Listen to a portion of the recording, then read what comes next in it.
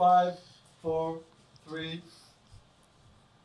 Hey everybody, welcome to the LoveCrafts Show. I'm Mr. X-Stitch, Kingpin of Contemporary Embroidery, and you are? I am Merion, super crafter at LoveCrafts. Actually, not really super crafter, a crafter that goes a little bit too fast and makes mistakes. But lots of knitting, lots of But you've crochet. got that little triangle on your desk that says Super Crafter.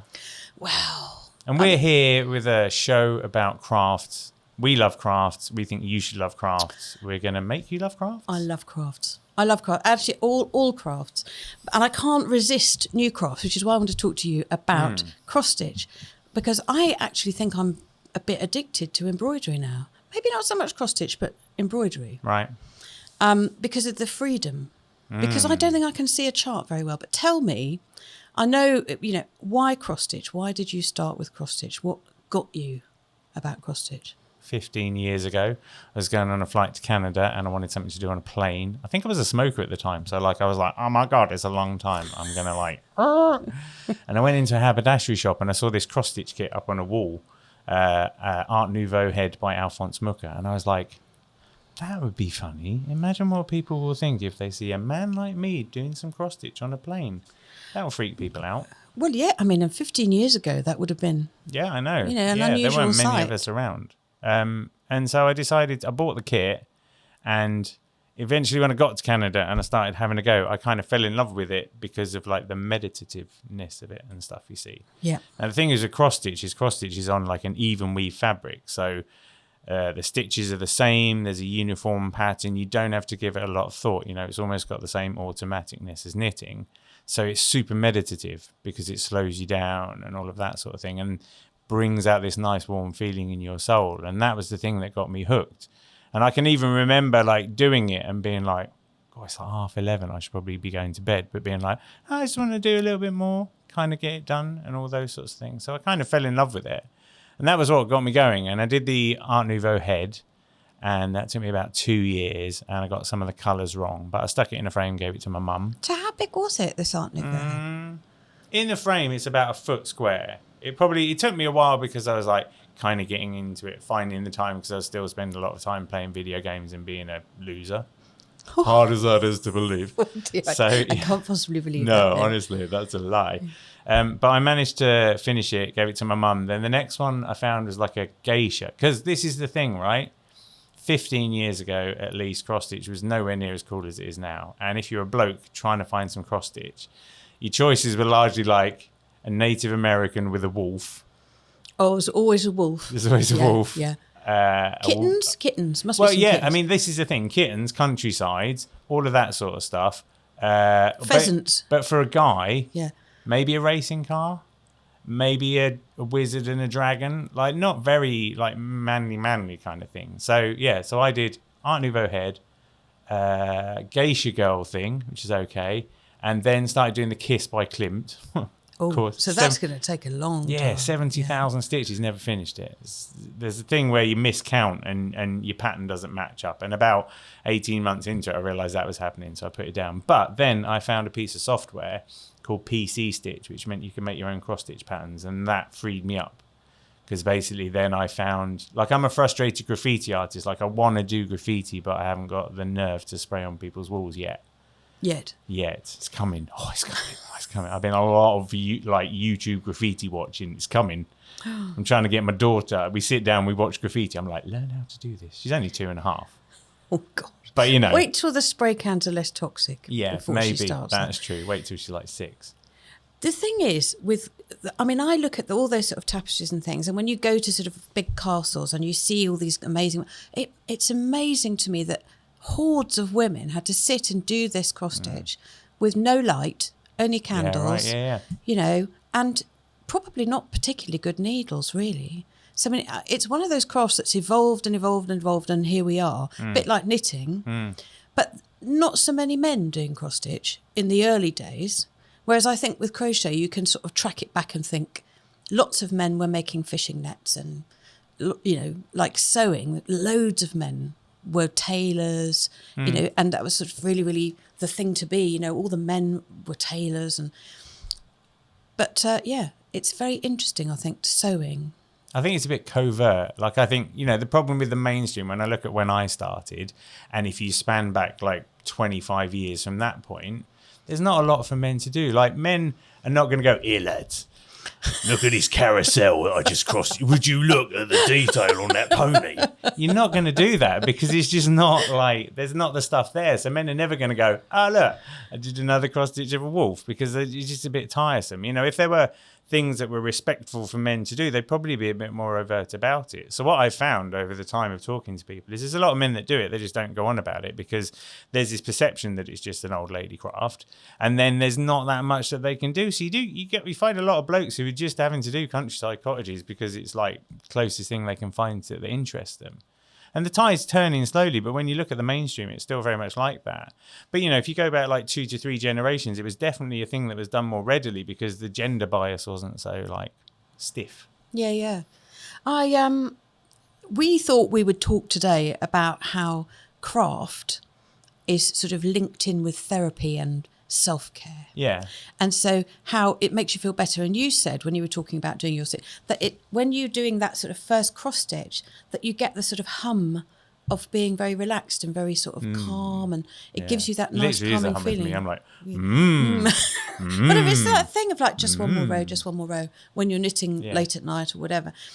So I love the way that people now are using craft as therapy. So in a world where we're super busy, there's no time for anything, people are suffering with all sorts of mental stress and anxiety, and even the NHS prescribes knitting,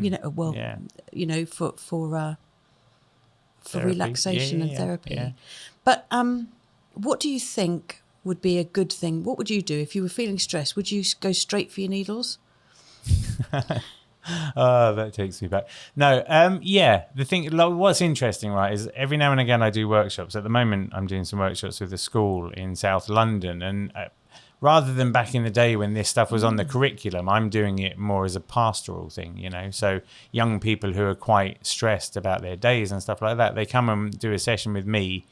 We do like 6 weeks of cross stitching, and within the 2 hours you can see they sort of settle, and as the weeks go on they talk amongst themselves a bit more and stuff. And I've done like questionnaires at the start and the finish almost to see how they feel about it after the fact, because I can give them the freedom to cross stitch whatever they want, kind of, and we have a structure, but you can see it just, they say it helps them stop being stressed. It helps them stop feeling like all the worries are in the forefront of their mind, because it's a distraction. And there's an interesting thing I recently realized about, like, when you do meditation, you're always having to bring yourself back to center. Like, the idea is to think about nothing or repeat a mantra or whatever, but always if your mind starts to drift, you have to kind of bring it back in again.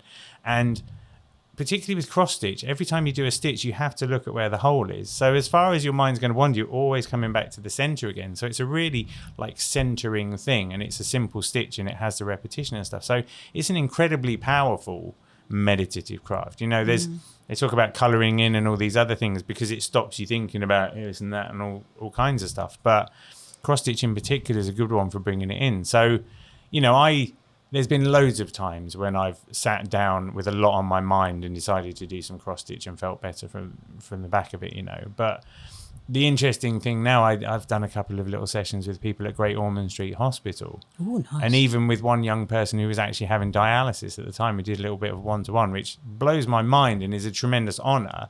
But it's a great pastime for rehabilitation, And then there's this idea of, like, if you think about you're stitching a positive thing, then you spend time thinking positively because you're stitching a positive thing. And so there's this whole like meditating positivity, passing the time. I think there's some things about like repetitive hand movements producing more serotonin and stuff like that. Yeah, well, that would like certainly be true of knitting.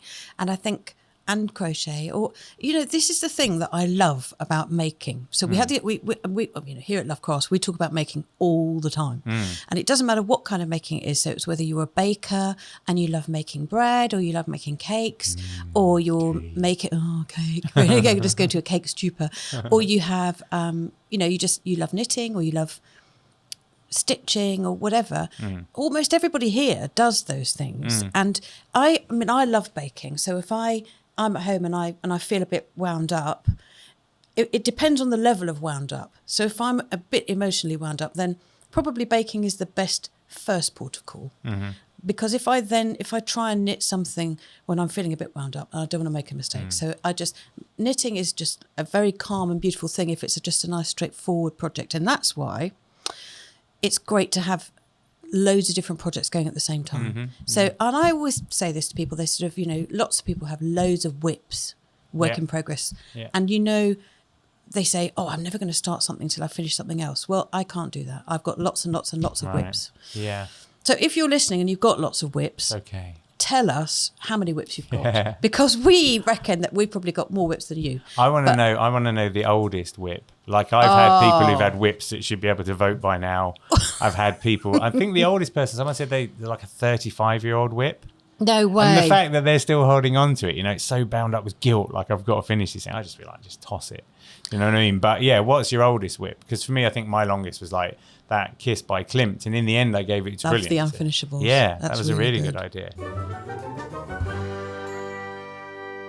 There are so many shows about crafts, but there's only one show about LoveCrafts. Perfect. It's like having your friends round for a cup of tea and a bit of stitching, only we're on a laptop. Yes, it is. That's exactly what it's like. And you don't know us. It's like having acquaintance. we will be your friends. Let us show you why we love craft. Crafts. I've been creating all these things all month for Christmas. And we had this conversation when you first arrived about making things for Christmas and how it can just tie you completely. Making a rod for your own back at Christmas. But you can't not, because your instinct is to give. So you want to make these things and make these treasures for people because you love them. It's a real, I don't know if it's a stitchy thing, but it's a real knitty thing, a crochet thing, to make something for somebody else. Yeah. Which, all it's these a beautiful things thing, are. It's a like beautiful kind of thing. regardless of the craft. The problem I had, and the thing I was saying before, is like is when you get this expectation. So you're on a sock marathon, sock marathon, socks for all my nephews, sock fests, and then lots of nephews. So yes. Yeah. So how many pairs of socks? At least 10. Right. And how long does it take to make a sock? Well, How it long's a depends. piece of If you yarn, carry they on say? the same sock, I might switch from one sock to another. Really? They're useless. But yeah, so I think you could probably do a pair in a weekend of Aran weight socks Okay. if you were really focused. So that's 10 weekends. Yeah, and a few train journeys. Okay. Yeah. And so then there's a project management thing. Like, this is what makes me laugh is I'm like, oh, Christmas. Like the minute Halloween's over, the supermarket's like, it's Christmas, everybody. Oh, hang on. Are you going to be a Christmas Grinch? No, but the thing you can't be a Christmas Grinch because I love Christmas really badly. Yeah, but as a crafter, like I'm conflicted because it's like, I want Christmas to happen naturally, maybe around the start of December. But from a project management standpoint, it has to start in August because I'm never going to get the bloody things finished. That is true. We That's do the talk about challenge, you right? start your making early, but So I think it's good to make gifts for people. But I feel like I've learned that if I was the guy that always made you a cross-stitch card, after 2-3 years of that, you're going to expect a cross-stitch card from me, and then I'm stuck. And I know people that are they love it, they don't complain, but there's this like, Donna's going to make me that cross-stitch card this year because she always does it. Poor old Donna's probably crying on a cross-stitch because she's doing it like 3 a.m. on Christmas Eve to get it done. Whereas I quite like to mix it up and try and do different things. So I think it's lovely to make things at Christmas, but I think you got to kind of like mix it up a little bit. And if you mix it, like next year, presumably you're not going to do 10 pairs of socks, or are you? No, I might do 10 hats. Brilliant. That's nearly the same. So let's have this theoretical situation. So all through the year, sort of run up, maybe November, December, most of all, you've been crafting away, making away, all ready for all your gifts. Yeah. What are you going to do in January? What's your moment of thinking, right, now I don't have to make anything for anybody else. I'm going to make something for me, unless you're very naughty like me, who started and cast on a jumper last week in the middle of my sock making, which is just horrendous. Very bad. So what would you make then? If you get to that moment where you've done all your making and now it's time to relax, what would you make? Yeah. See, the problem there is I almost feel like I'd want to do something completely different. Like in the olden days, I'd be like, do you know what? I'm going to play a video game and not make a thing as in like an anti-making, except I'm just crap at video games, so I can't even do that. So I'd feel like I'd want to make something, you know, like, I don't know, like for me, maybe try and learn a new thing. Like maybe try and learn to do some drawing, or I want to learn to do Adobe Illustrator. So maybe I'd try that and do something different. Because the curious thing with me is like, I do an amount of cross stitch, but I produce a cross stitch magazine. So I do more like desktop publishing. Like I have a very creative job, but it's not all just doing cross stitch. It's kind of few and far between. And there's a bit of this and there's a bit of writing and there's a bit of, you know, so it's quite, all of it's creative and it's lots of different strands. But it's like, yeah, how you deal with that burnout, how you find the thing, making the thing that you love for you is quite a neat trick. I would often default to making something rude. Probably rude and funny as a way of breaking up the tension because of all the happy Christmases. And then to just be like, just write you smelling cross stitch and send it to someone that you love. Do you know what?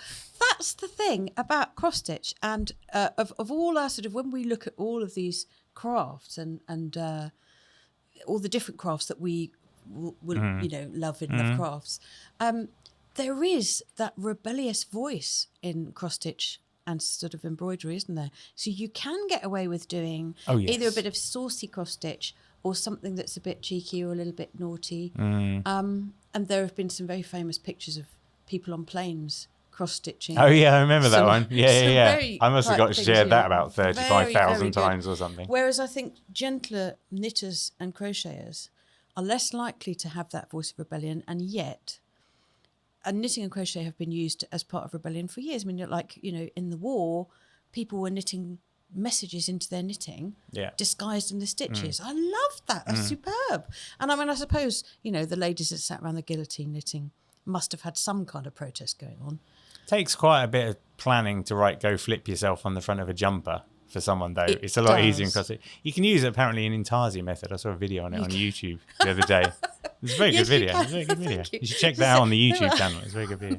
There are, you can, Intarsia would allow you to do all those things. You could be, but it would be a lot more work. But I think this ties in with the general perception of cross stitch as is what a little old lady does. So a little old lady isn't going to tell you to go forth and multiply and cross stitch.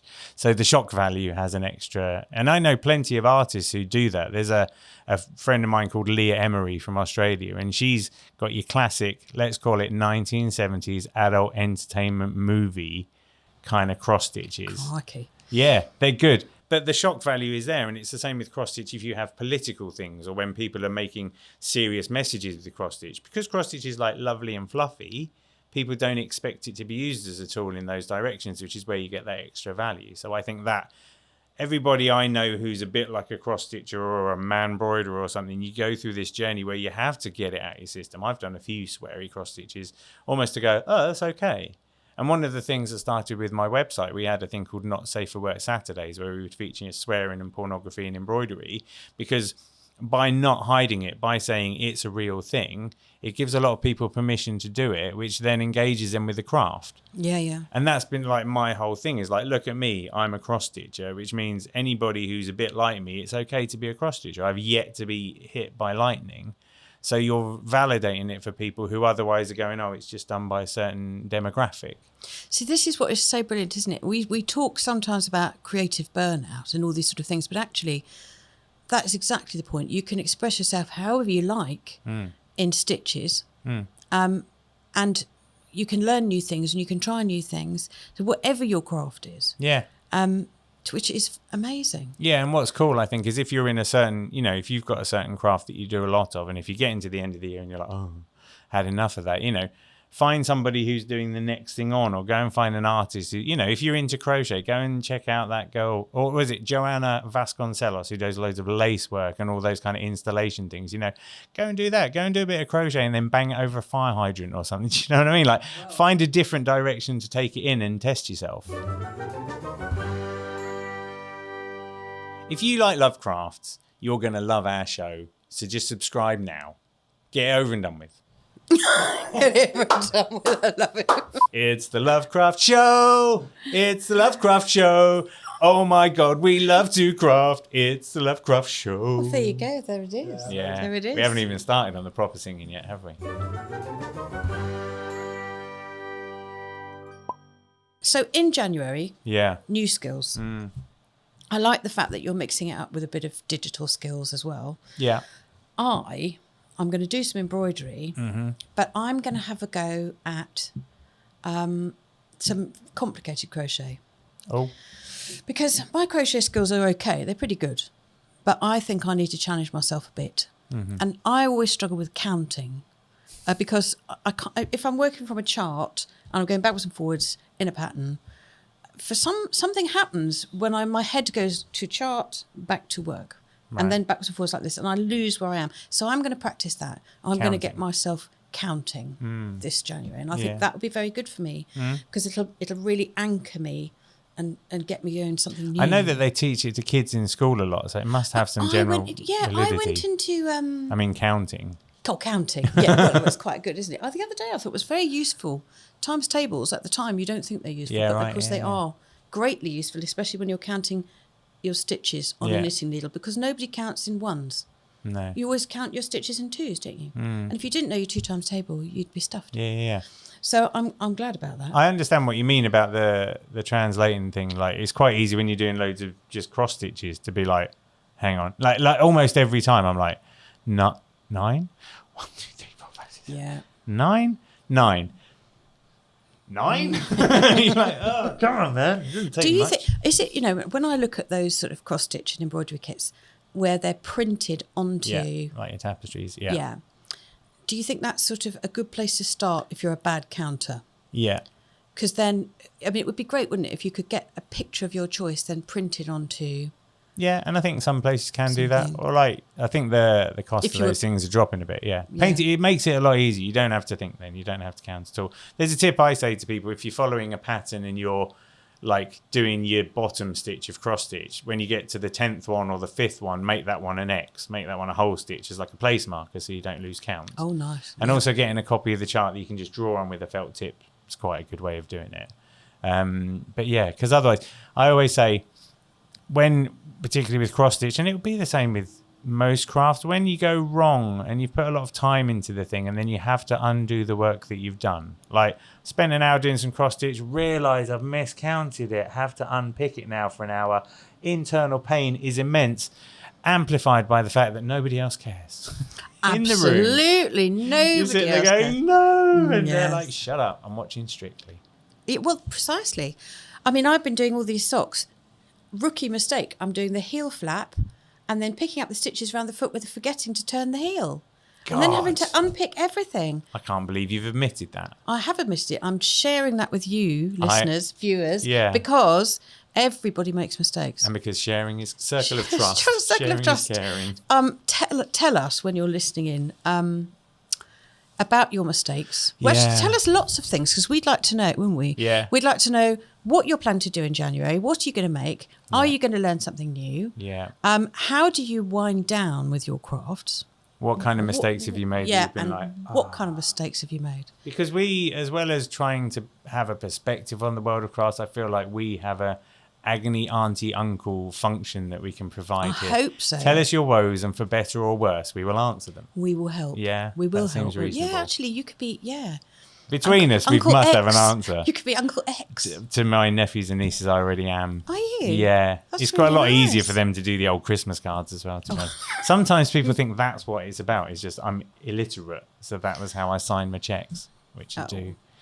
I'm not even going to comment on that. No, Yeah, I that's don't fine. know. I've got a question for you. Go on then.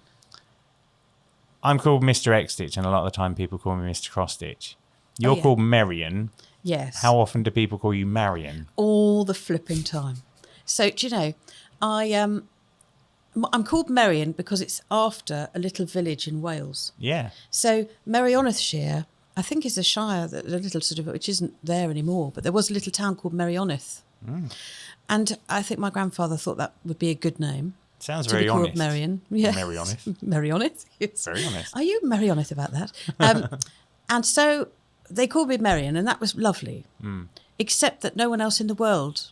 I think there are a few Merions, actually. If there are any Merions, please say Yeah, hello. Merion There Club. was. I met a Merion on Instagram the other day who Did was you? a knitter. And I was like, oh my God, another Merion. I had a little chat with her. Is She's there by a that- rule where if two of you are in the room at the same time, like if a third one turns up, one of you has to leave? I don't think so. Do we have to, like, if there were 4 Merions in a place at the same time, do we have to let the local council know? Well, let the police know for Yeah. crowd control. This is going to be a crowd Merion control. implosion, Yeah, there's everybody. a real problem. But I could be Merion, Miriam. And I bet autocorrect gets you wrong every time, right? Well, the nice thing about autocorrect is that it says Merino. oh, okay. So That's actually, cool. Yeah. Jen, who's in our email team out here, she always says, "Oh, I'm always typing Merino." So maybe I should just change it to Merino. That would make life a bit easier. And then wouldn't it? people Yeah. might think I was Italian, and that would be quite nice. Yeah. But not that I might, because I'm Welsh, and that's very important. But not that I sound Welsh. I don't sound Welsh. Do you but just I- shrug it off? You're just like, Yeah. I know you mean Merino. Merion. Yeah. No, I don't say anything. I just smile and nod now. I used to be always like, it's Mr. X Stitch. It's Mr. X Stitch. It's Mr. X Stitch. Now I go, am I going to meet you again? Yeah, it's Mr. Cross Stitch. It's fine. Because I'm just like, life is short. And if they think Cross Stitch and they think Mr. Cross Stitch, right, it's fair enough, really, isn't it?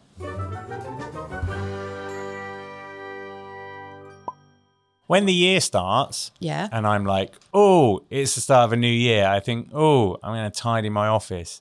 My office is like, do you ever see a beach? And sometimes the beach has got loads of crap on it because Yes. the sea's just brought it in. That's pretty much my office. It goes through waves. There's loads of crap. Then I'm like, oh, usually when I've got a magazine deadline, I think I'll tidy my office because it's like procrastination central. So it gets really tidy and then the weeks roll by and all the stuff comes in. But like, when I know people who've started craft shops because they've got so much wool that it makes sense. Like, how do you must have a fair bit of stuff, right? Cross stitch is small and easy, wool big, right? My name's Merino, and I'm a yarn addict. It's shocking. How do you keep it all in check?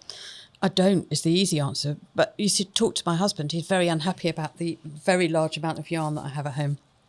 But basically, I know absolutely, and I bet every knitter and crocheter out there will say the same as this. You know, even depends even if you've got the most gigantic stash or a little, you know exactly what's in it. We're sort of similar in that regard, but I know that there are people with immaculate stashes.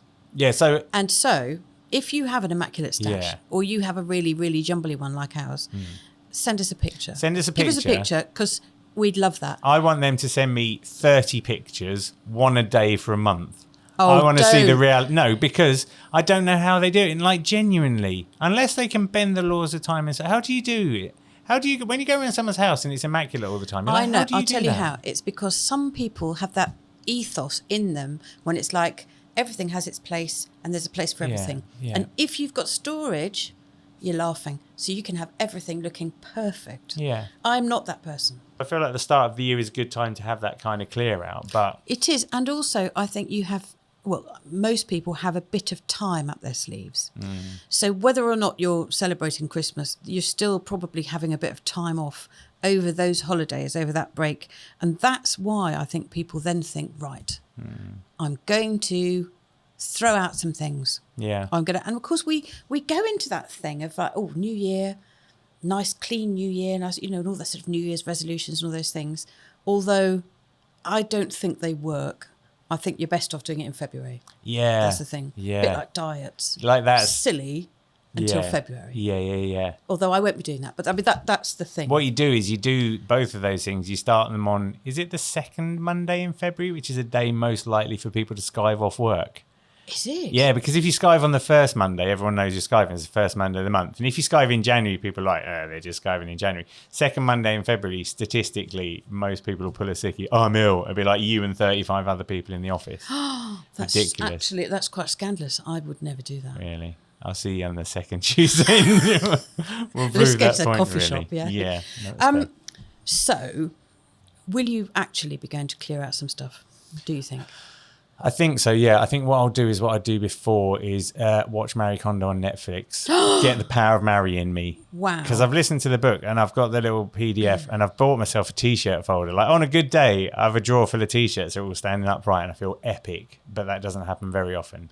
It does make you feel very good. It does make you feel very good. It sparks joy. I'll try, but then I know I'll get distracted. Like if I could stop every other responsibility and just concentrate for a day on getting rid of stuff, I feel like I could do it. But it never. And I'm working from home, 2 young kids, life in general is a real struggle. So often, sometimes periodically, my wife will take the girls up to see her mum, particularly if I've got a magazine to do. So it's just me time. And that's usually when I get a lot of cleaning done. procrastinating, but managing to do it. The aspiration is there and the aspiration is strong. The reality is, if I'm lucky, like 80% clear, but still the part I'll have to bring it in sometime. I've got this needle felted thing that someone made. It's like a flat piece, but it's got some pictures of these like blobs, and they're like, clear off, go away. And what I do is they live at the bottom of my inbox. So my pile of crap that's next to my desk where just everything goes, if I get to the bottom of it and see those guys, I'm like, hey! They tell me to clear off. I put some It's stuff like on the top of them bottom of as the well. ironing basket. Honestly, almost yeah. never happens in my house. Yeah. I got to inbox 0 once, about 3 months ago. Wow. That was a beautiful moment. It hasn't happened since. A rare moment. Did you take a picture? I did. I did. So sad. But I feel like the aspirations there, I feel like it's important to not beat yourself up if you don't achieve it, but to go for it. But I would welcome tips from people. Yeah, I think I would always advocate a gentle January. So if you are planning a clear out in January, tell us. And tell us what you're going to throw away. Yeah. Because we might want it. Yeah, right. If it's wool, we might want to swap. Send it to Merion at LoveCrafts. But yeah, how are you going to do it? What are you going to do? Yeah. I think it's clear that we need some help in this direction. Yeah, I'm not saying we're perfect, but I'm also old enough to know that perfection's a dream. I think it's one of those things again. Yeah, everybody has their own version of perfect. I'm all for clutter. Yeah. But Marie Kondo would not be the same as me. Or my wife. No, or my husband, who's very tidy. Is he? Yeah, very tidy, Yeah. Crikey, he's really, really tidy. Do you think when your kids leave home that there will be a craft room? Or have you got a craft room? No, I haven't got a craft room, no. I would love a craft room. I know a lot of people that do that and then their kids come back and they're like, oh, crap. Well, Sorry, Roger, you got to sleep in the garage because your room's a craft room. I think I would like a craft room. I'm very impressed with these people who have like a craft shed in the garden. Nice. People actually sort of set up these very beautiful, again, on Pinterest, if you have a look for craft sheds, a lot of very nice pastel painted sheds that are divine. Where do they keep the lawnmower? Well, they And probably have spiders. another shed. I was going to say, I could not have that because there would be spiders. Yeah. And I can't do spiders. And it'd be flipping freezing. I It think would be that's the other cold. You'd thing. have a heater, and there would be spiders. Although I tried to conquer my fear of spiders By crocheting them. because I held a tarantula, Okay. and it was a very beautiful Chilean rose tarantula. And the chap said to me, "Just think of it as a gerbil. It's that sort of that light. A gerbil that can kill a bird." And he put the spider on my hand, and I had to hold my hand down like this with my other hand because I really thought I was going to just flick the spider. Like a Ruger guy. But anyway, it was fun. It was lovely. And that actually has helped my fear of spiders. If there's anybody that you'd really love to see us talk to, by the way, please tell us. Yeah. Or talk about. Or talk about. We can talk about anyone. Not behind their backs. In this a is nice a very way. in front of their faces talking we're doing now. In a very nice way. Yeah. So tell us if there's anyone you'd like to meet or that you'd like us to meet. Yeah. As long as they're not too scary. And we will talk to them. Yeah. And then don't forget to subscribe to the channel. Oh, yes. So that you get the podcasts when they happen. If you're watching us on YouTube, drop us a comment, give us a thumbs up, ring the notification bell. I see that's what you have to do. Bing, bing, bing, because then it comes up and everything, even on my watch, it's like, oh, there's a new video. I'm like, great. I haven't got that kind of watch, but thanks. I'm just in the middle of a thing, but at least I know what I'm missing now. God damn it. I haven't got one of those watches. No, neither have I. It's a Fitbit. It doesn't do anything. It just tells me to get up. It says, stop being so lazy, Jamie. Actually, I don't wear a watch because I make it go funny. But don't forget, because of your psychic powers. We'll save that for the next episode. But I can't. It doesn't keep time. I suppose it'd be different on I can't say digital today. Digital watch. But certainly not on a watch with hands, no. You are magnetic. Magnetic Merion. Merino. That's what they say. But yeah, don't forget, like, subscribe. Don't forget, if you want to email us, the email address is in the show notes as well. It is. And yeah, we would love to hear from you. So please comment, send us nice things, and we'll see you next time. Yeah, so you've been Merion. That's the bit where you go, Merion. Merion. And I've been Mr. X-Ditch. And all I want to say is, don't lovecraft me for fun, girl. Let me be the one girl. Lovecraft me for a reason. Let the reason be Lovecraft. Oh, you Thank are you so very cool. much. I can't possibly sign off with anything as exquisite as That's all we need. So I'll just say see you next time. Bye.